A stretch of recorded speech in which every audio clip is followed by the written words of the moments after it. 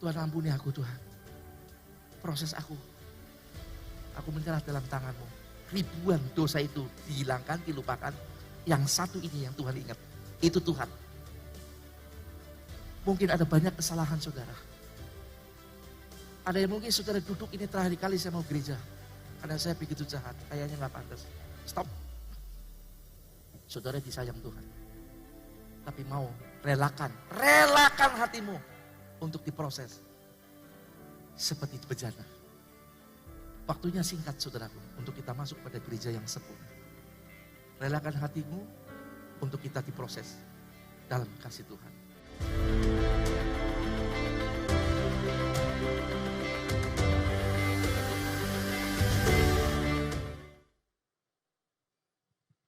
Puji Tuhan. Saudara siap diberkati? Tadi kita memberkati Tuhan dengan pujian dan penyembahan dengan kesungguhan hati kita. Itu memberkati Tuhan, saudara. Jangan saudara pikir, saudara, Tuhan gak butuh berkat dari kita. Berkat Tuhan yang kita berikan kepada Tuhan itu pujian, penyembahan, pengakuan, ucapan syukur. Itu memberkati Tuhan. Sekarang saatnya Tuhan memberkati kita dengan firman-Nya. Puji Tuhan. Salam sejahtera di dalam kasih sayang Tuhan Yesus, Bapak Ibu yang di tempat ini, di Beth Eden, dan juga yang di rumah, yang mengikuti ibadah lewat live streaming, puji Tuhan. Saudara, hari-hari ini, penjualan yang paling anjlok adalah lipstik. Karena percuma di lipstik baik-baik, nggak kelihatan ditutup. Dulu kan dikit-dikit lipstik kan, biar aja kayak, ben aja pucat kayak wong mati. Cuil. Sekarang anjlok katanya. Walaupun begini saudara, coba saudara aku tengok kiri kanan belakang, saudara lihat siapa yang datang. Sebab kalau ditanya yang datang siapa aja, mbu ora katon, kayak ninja semua. Puji Tuhan. Haleluya. Celana saya tadi melorot terus, saudaraku. Saya pikir puji Tuhan, saya sudah mulai kurus. Tapi ternyata jahitnya memang kegedean, saudaraku. Jadi bukan kurus, tapi celananya yang kegedean. Puji Tuhan. Mari saudara, kita akan menikmati firman Tuhan. Ada beberapa anak remaja bilang, Kong, kalau khotbah jangan keras. Biasa sersan saja. Serius tapi santai, katanya begitu. Tapi firman Tuhan harus selalu serius. Ya. Apa yang perlu saudara kelihatannya lucu, ketawa aja. Tapi kalau nggak lucu jangan diketawain, ya, bahaya itu. Nah Tuhan sumber kehidupan, ini penting buat kita. Di hari-hari kita mengenapi firman Tuhan untuk masuk kepada pemisahan gereja, ingat saudara, kemudian masuk pada gereja sempurna, kita akan masuk pada kehidupan yang masih berjalan, hidup masih berlangsung. Nah penting kita ketahui bahwa sumber kehidupan kita jangan sampai keluar dari Tuhan kita, yaitu Yesus. Mari kita lihat ayat pokok kita saudara. Di dalam Mazmur 127, ayat 1 dan 2, firman Tuhan berbunyi demikian. Jikalau bukan Tuhan yang membangun rumah, sia-sialah usaha orang yang membangunnya. Jikalau bukan Tuhan yang mengawal kota, sia-sialah pengawal berjaga-jaga. Sia-sialah bangun pagi-pagi dan duduk-duduk sampai jauh malam. Dan makan roti yang diperoleh dengan susah payah. Sebab ia memberikannya kepada yang dicintainya pada waktu tidur. Nah Bapak Ibu mari kita perhatikan. Dari ayat ini kita melihat bahwa ada 3 hal besar atau kebutuhan manusia. Ya. Klik. Ada 3 hal besar yang dibutuhkan manusia dalam kehidupannya. Yang pertama, langsung klik aja. Di ayat 1 bagian A, kebutuhan tentang rumah tinggal.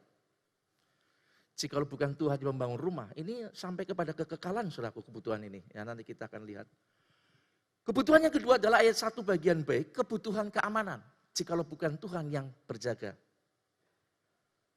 Dan yang ketiga, ayat yang kedua, kebutuhan rezeki, pangan. Di situ ada sandang pangan. Orang butuh 3-tiganya saudara. Siapa yang gak butuh rumah, angkat tangan. Tolong rumahnya, sumbangkan ke gereja aja. Buat rumah pelayanan. Butuh rumah. Siapa yang tidak butuh keamanan? Punya rumah hebat kayak apapun tapi gak aman ya percuma. Siapa yang nggak butuh pangan, sandang pangan? Semuanya butuh. Ini 3 hal pokok, saudara. Nggak bisa lepas ini. Ya. Nah, mari kita lihat satu persatu, saudara. Tentang rumah.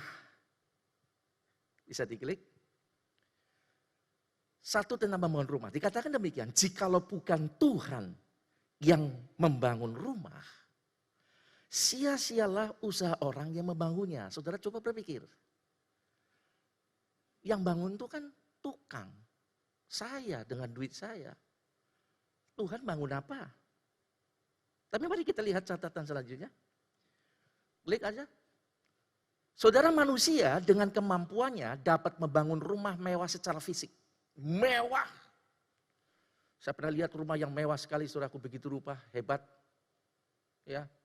Keramiknya mahal, semuanya serba mahal. Tetapi yang kedua, Tuhan membangun apa yang tidak mampu dibangun manusia di dalamnya. Yaitu ketentraman. Saudara, kita harus akui itu.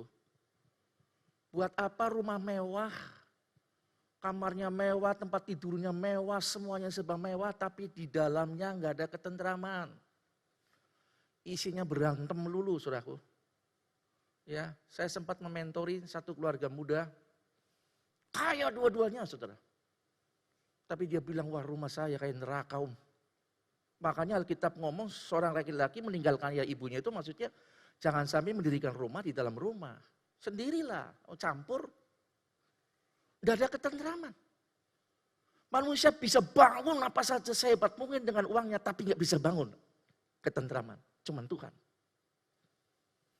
Jadi saudara yang punya rumah sederhana, jangan iri, jangan sedih.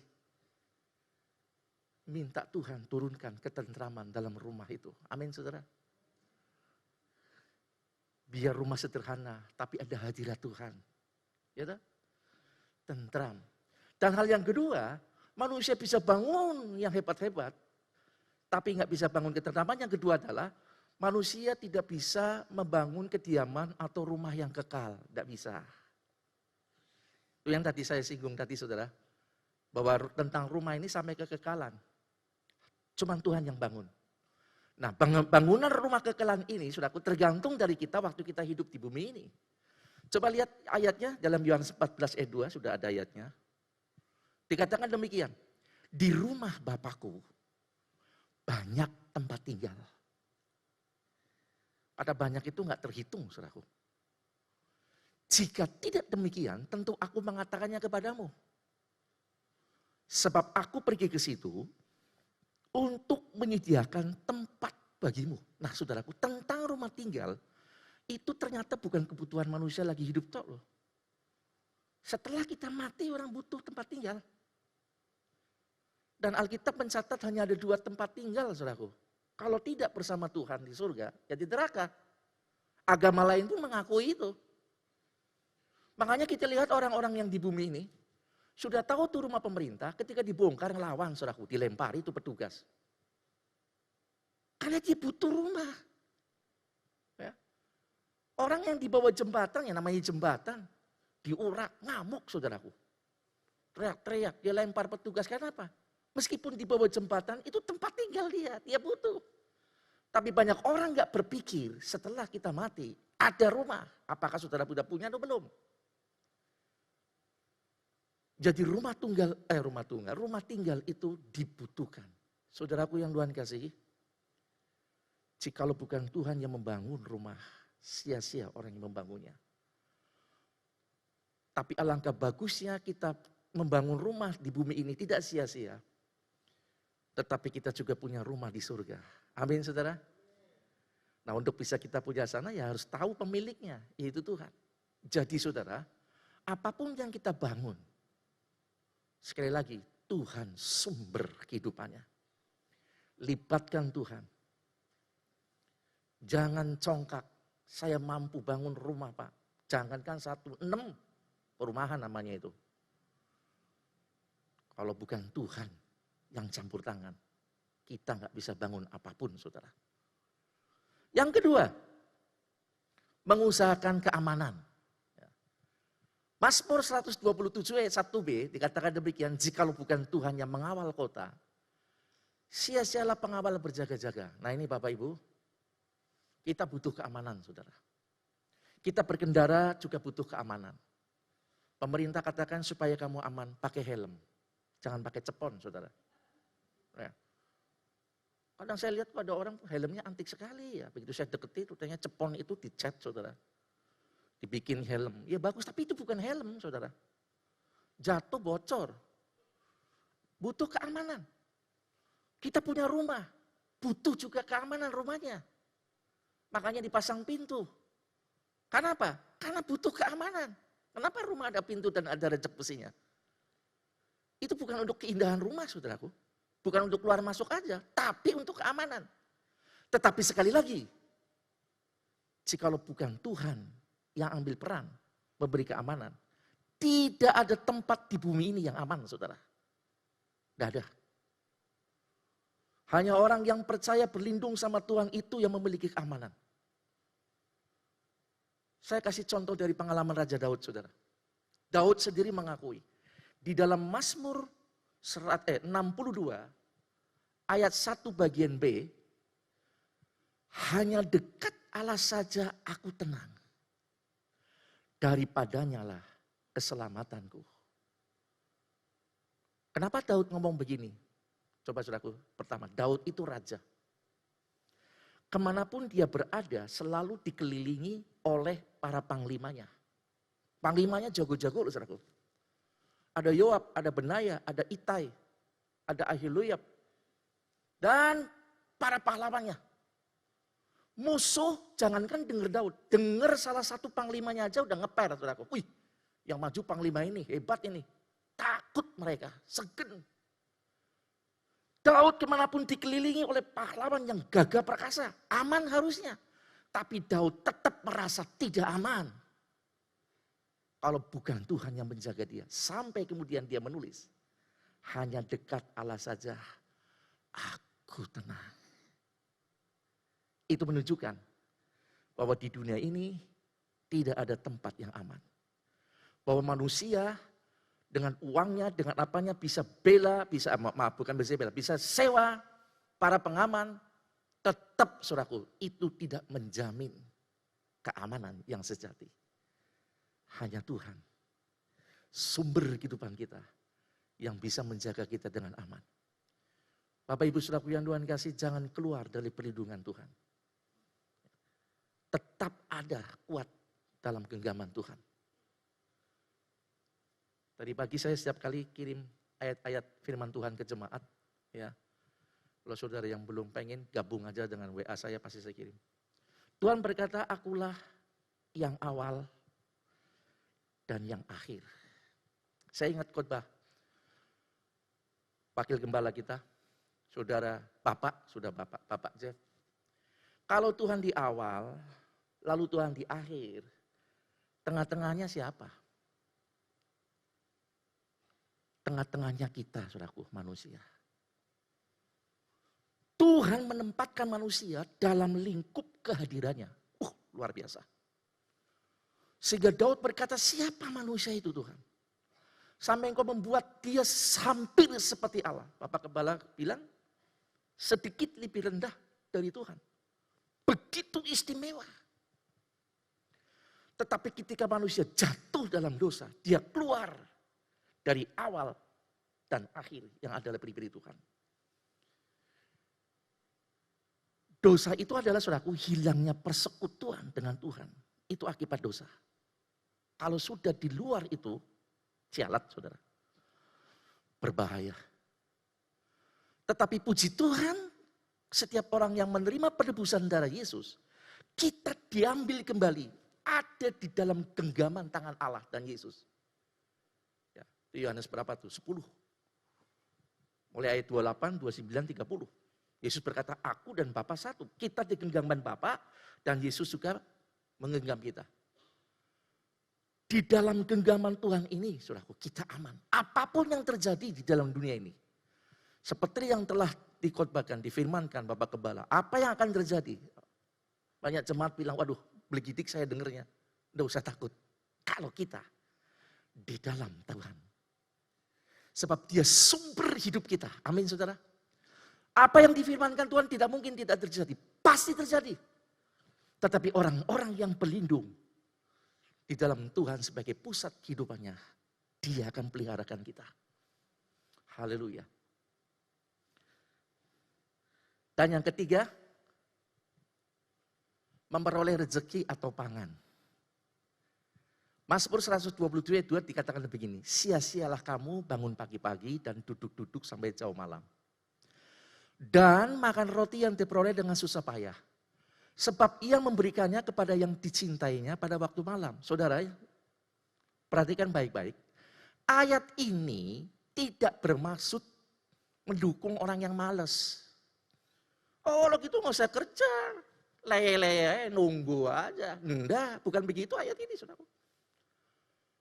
Tuhan ingin kita bekerja. Jangan duduk menunggu berkat Tuhan. Ini orang malas, saudaraku. Bergerak. Bekerja. Nah, Tuhan kemudian akan memberikan rezeki itu kepada kita justru pada waktu tidur. Jadi Bapak Ibu bukan berarti ayat ini mendukung orang-orang yang malas. Enggak, bukan begitu. Bahkan hikmat yang kita peroleh itu datang dari Tuhan.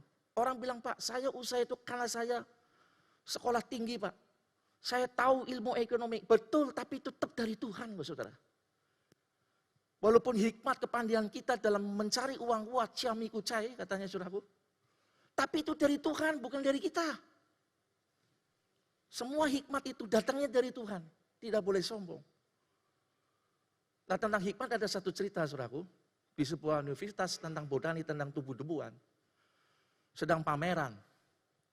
Dari semua provinsi di Indonesia itu pada pamer. Saya menemukan varietas baru. Nangka sama cempedak dikawinkan, keluar nangka dak. Pernah makan saudaraku? Enak loh. Tapi kan hampir sejenis. Nangka dak atau cempenak gitu ya. Cempedak nangka. Yang lain berkata, saya bisa menemukan juga varietas baru dari buah naga. Ya lagi-lagi sesama buah naga. Keluar naga hijau. Merah, ungu. Katanya hasil perkawinan. Ada lagi, saya bisa menemukan varietas baru dari durian. Durian Bangkok dengan lokal, jadilah durian bawor, saudara. Ada orang Tegal, gak mau kalah, namanya si Bolet, saudara. Oh itu mah kecil. Sejenis, kalau saya lain jenis. Buah yang di atas dan sampai buah yang ada di bawah tanah. Wah, profesornya heran. Ketika orang lihat, saya menemukan varietas ini yang mau tepuk tangan semua. Nah, kita Bolet nggak mau kalah. Yang di atas pohon kelapa dan buah yang di dalam adalah singkong. Saya berhasil mengawinkan dan mengeluarkan 2 varietas, bukan cuma 1. Lalu orang berkata, apa yang kau hasilkan dari 2 perkawinan? 2 varietas. Singkong dan kelapa, hasilnya adalah ketuk dan gemblong. Orang semua tepuk tangan, kali ini dia tepuk jidat semua. Ternyata hasilnya ketuk dan gemblong, dan betul kan? Singkong sama kelapa dicampur jadi gemblong sama ketuk. Nah itu hikmat saudaraku walaupun sederhana. Dan itu datang dari Tuhan. Bukan dari manusia. Gampangan aja lah seorang petani dia. Orang petani bisa menemukan pupuk luar biasa. Mesin yang canggih. Mengolah tanah. Pengairan yang canggih juga. Tanam. Saya mau tanya kepada saudara, yang punya kuasa menumbuhkan padi siapa saudara? Mesin, pupuk. Hebatnya orang bertani, bukan Tuhan. Kalau Tuhan bilang, mati, mau diapain mati dia saudara. Demikian juga dalam hidup kita. Saudara, setia. Jangan keluar dari Tuhan. Jangan karena pandemi, saudara kendor. Okelah saudara berhati-hati, live streaming. Tapi tolong sungguh-sungguh. Sesungguh saudara hadir di gereja secara onsite. Online pun harus sungguh-sungguh menghormati Tuhan. Karena hanya di dalam Tuhan, sumber hidup itu, kita akan kuat. Kenapa saudaraku yang Tuhan kasih? Di dalam Tuhan, lihat di dalam Roma 11 ayat 36. Lebih lanjut dikatakan demikian. Sebab segala sesuatu, perhatikan, segala sesuatu nih. Baik yang ada di jagat raya ini, yang di dalam kita, di luar kita, semua segala sesuatu adalah dari Dia. Oleh Dia dan kepada Dia, ketiga, yang terakhir bagi Dialah kemuliaan selama-lamanya. Saya mau tanya, dari kita yang mana? Tidak ada, saudara. Saudara berhasil jadi kaya dari Dia. Kita bisa berhasil jaya oleh siapa? Oleh Dia. Lalu kepada siapa kita bawa? Saudara mati di bawah? Tidak ada. Kepada Dia semua. Nanti akhirnya bertanggung jawab. Dan ending terakhir kenapa Tuhan itu berikan? Supaya kita memuliakan segala sesuatu yang dari Dia kita terima. Saudara, ada 4 tahapan, ini luar biasa. Kalau cuma sampai di 3, misalnya di sini saudaraku. Segala sesuatu itu kan dari Dia. Oleh Dia. Kemudian kepada Dia, titik. Kita jadi sombong, saudaraku. Tuhan, aku loh. Aku pinter loh. Tuhan percayakan apa? Saya kembangkan prestasiku. Harus dapat upah dong, dipuji dong, tepuk tanganin dong. Untung ada. Bagi Dialah kemuliaan. Tidak ada seorang pun yang bisa sombong. Karena semua bagi kemuliaan Tuhan. Nah, orang yang seperti ini, orang yang paham seperti ini, dia akan betul-betul melakukan segala perintah Tuhan dengan sungguh-sungguh. Sebab semuanya itu dari Tuhan. Ya. Apa yang dia dapat dari Tuhan. Dari Tuhan, oleh Tuhan, kepada Tuhan, bagi kemuliaan Tuhan. Sehingga apapun yang peroleh, Amsal bilang, muliakanlah Tuhan dengan hartamu. Apa yang kita punya, potensi yang kita punya, berkat-berkat diberikan kepada Tuhan. Untuk kemuliaan Tuhan. Bukan cuma persembahan-persembahan. Untuk segala sesuatu yang diperlukan untuk ibadah kita bersama. Tuhan memberkati kita, tujuannya bagi kemuliaan Tuhan. Bukan untuk kita nikmati sendiri. Ini orang yang sadar. Kalau kita semuanya sebetulnya di bawah kuasa Tuhan. Tuhan bilang rezekinya sampai hari ini aja bangkrut kita, saudara. Termasuk mengembalikan persepuluhan. Lah ini kalau pendeta ngomong gini, wah ini pendeta lagi butuh duit nih. Mata duitan ini, kadang-kadang kan seperti itu. Persepuluhan di dalam Alkitab itu milik Tuhan. Dari Dia, oleh Dia, kepada Dia, bagi kemuliaannya. Semua yang dari kita, Alkitab katakan bahwa itu 1/10 ke dalam rumah Tuhan. Sebagai milik Tuhan. Supaya ada makanan di rumah Tuhan. Saudara tahu? Hamba-hamba Tuhan, yaitu imam-imam kalau dalam perjanjian baru. Oleh Tuhan gak boleh setengah-setengah kalau mau melayani. Gak boleh melayani iya, bisnis iya. Jadi pelayan Tuhan iya, jadi penguasa iya. Gak bisa. Total. Seperti suku Lewi. Melayani Tuhan gak boleh separuh-separuh. Total. Lalu dari mana mereka mendapatkan tidak punya hak waris tanah itu? Tuhan bilang, hakku. Hak yang dari Tuhan yang diminta dari 11 suku. Yang diberkati Tuhan. Dari Tuhan oleh Dia kepada Dia. Diberikan kepada hamba-hamba Tuhan. Makanya gereja kami, gereja Pantai Kosta, tidak ada hamba Tuhan. Hamba Tuhan iya, pengusaha iya. Tidak ada, saudara. Total hidup dari apa yang Tuhan berikan kepada kami. Dan jemaat yang tahu itu, dia akan mengembalikan itu milik Tuhan dengan sukacita. Karena semua dari Dia, kepada Dia, dan bagi kemuliaan Tuhan. Kapan-kapan saya akan mungkin akan ungkapkan lebih jelas lagi tentang sepersepuluhan ini, saudaraku. Sebab sepersepuluhan ini jadi banyak perdebatan. Kalau saudara nggak ngerti, nanti jadi tersesat. Ya. Tapi itu, saudaraku yang dimaksud, Alkitab katakan dan itu tidak pernah dibatalkan dan tidak pernah dihapuskan. Jadi supaya hamba Tuhan itu mendapatkan hak dari Tuhan bagi kehidupannya. Supaya mereka mengerjakan makanan rohani buat umat Tuhan.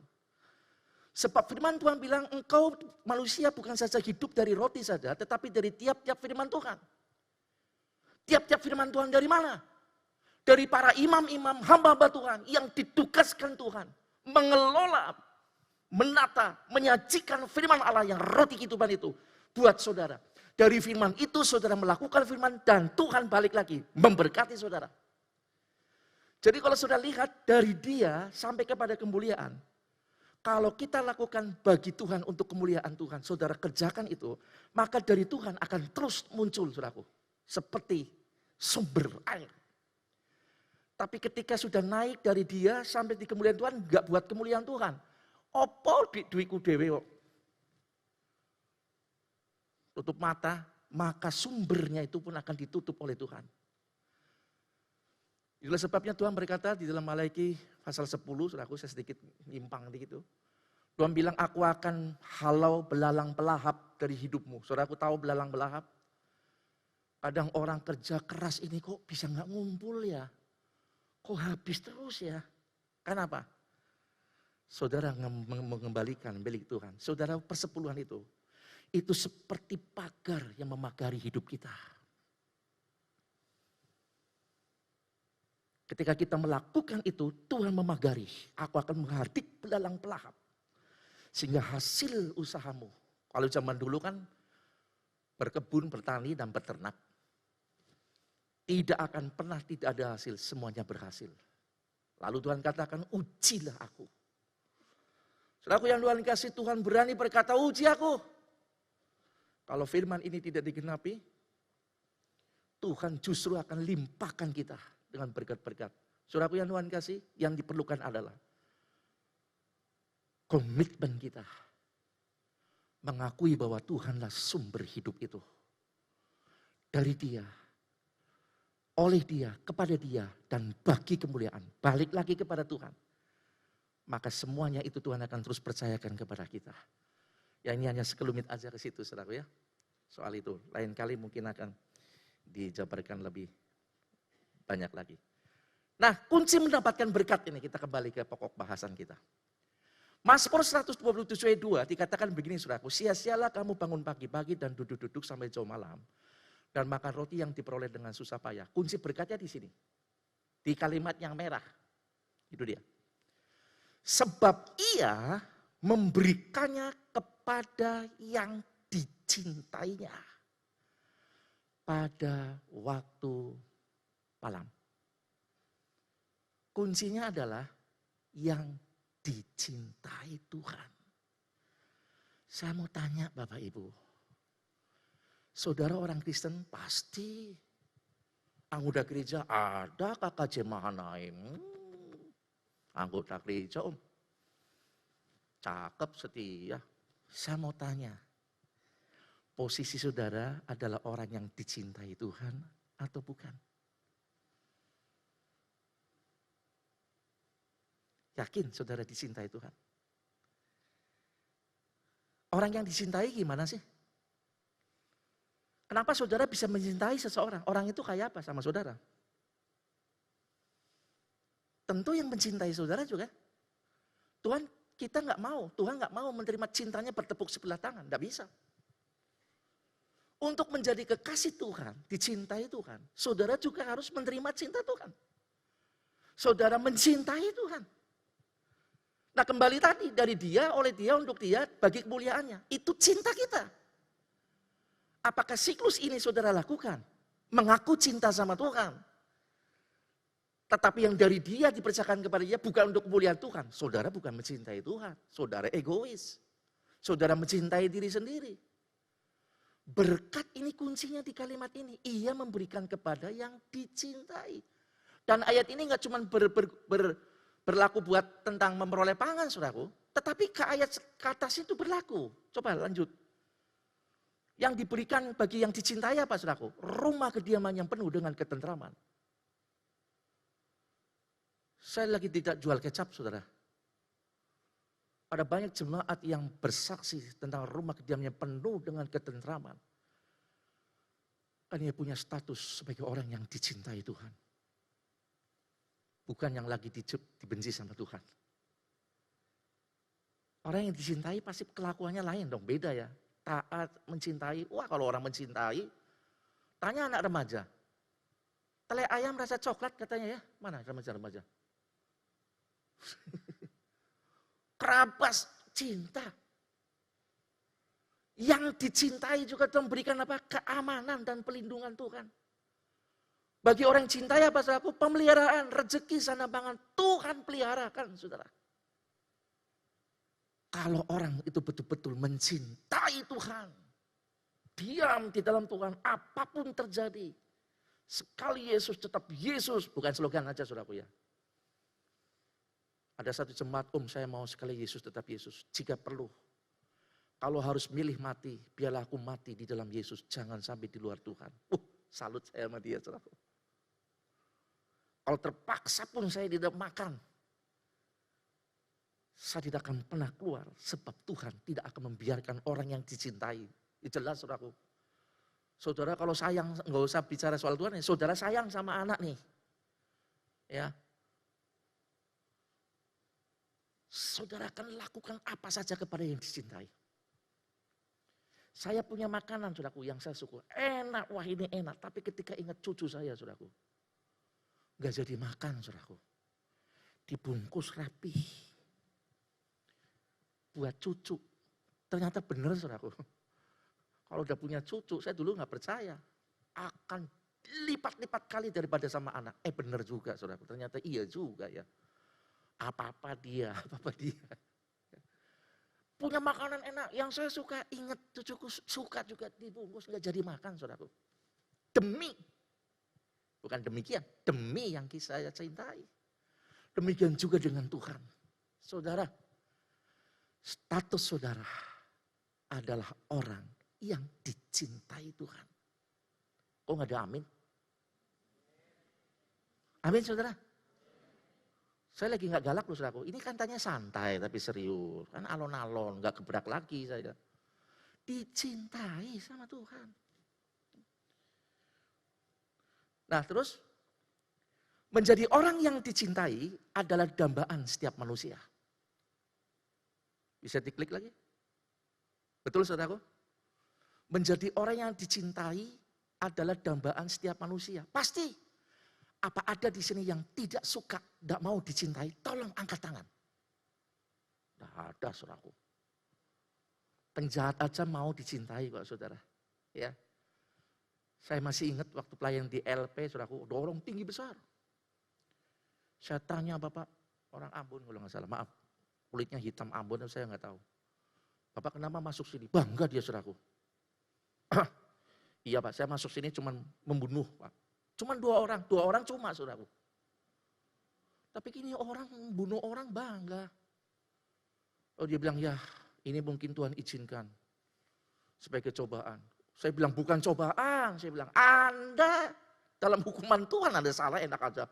Cobaan sampean bunuh. Yang ngikutin saya pada ketakutan. Orang ini kalau marah bisa digebuk. Saya baru nyadar aja setelah pulang saudaraku. Tapi ketika saya menyampaikan firman Tuhan tentang kasih Allah yang mencintai. Ini orang nangis meraung-raung kayak anak kecil saudaraku. Ternyata penjahat pun saudaraku butuh dicintai. Gak ada orang yang gak butuh dicintai. Cuma orang yang gak waras saja saudaraku. Dan saudara tahu Tuhan Yesus mencintai kita semua. Saya baca sebuah risalah saudaraku, Bayi kan belum ngerti apa-apa. Kalau cuma digeletakin tapi nggak pernah disentuh, nggak pernah diempok, cepat mati katanya saudara. Kurus. Tapi kalau dia disentuh, dipeluk, dicium, dinyanyikan, digoyang, anak ini akan sumringah. Ngerti ya sumringah ya? Seger. Ada sentuhan kasih. Karena memang manusia lahir dari Sang Allah yang adalah kasih. Saudara gak bakal keluar dari kasih Tuhan. Dan jangan sampai keluar dari kasih Tuhan. Dan hal terkuat dari orang yang dicintai Tuhan adalah hidup dalam kebenaran. Hal terkuat yang diinginkan dari orang yang mencintai kita. Tuhan adalah hidup dalam kebenaran. Saya ada satu ayat saudaraku dalam surat Yohanes pasal 3 ayat 1 3 Yohanes 1 ayat 4 maksudnya saudara. Dikatakan begini, bagiku tidak ada sukacita yang lebih besar daripada mendengar bahwa anak-anakku hidup dalam kebenaran. Kalau ayat ini kita terapkan untuk Tuhan, kita kan anak-anaknya.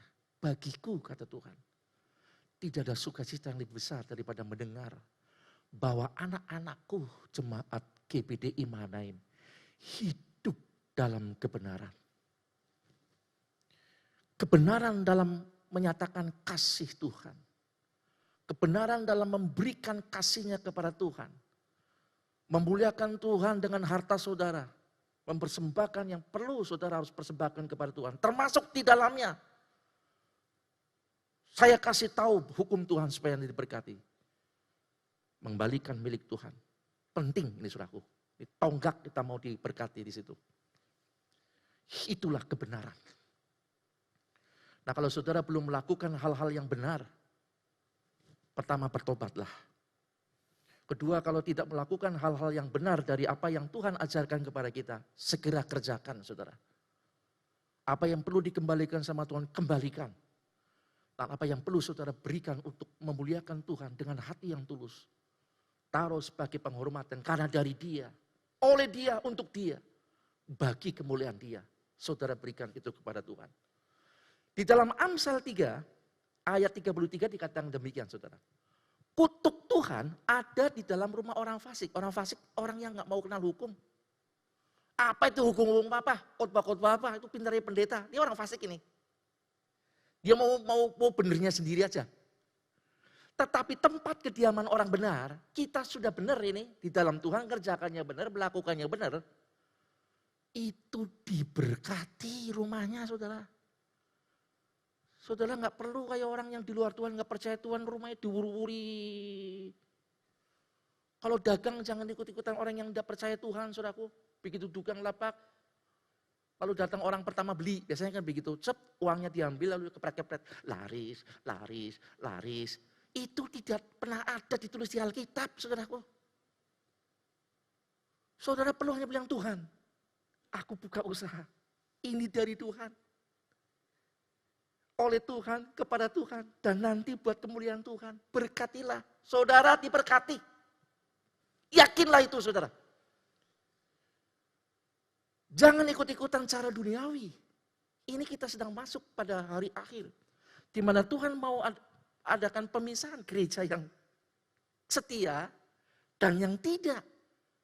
Nah saya sedang mengajarkan salah satu bagian untuk kita bisa menjadi gereja yang terpilih.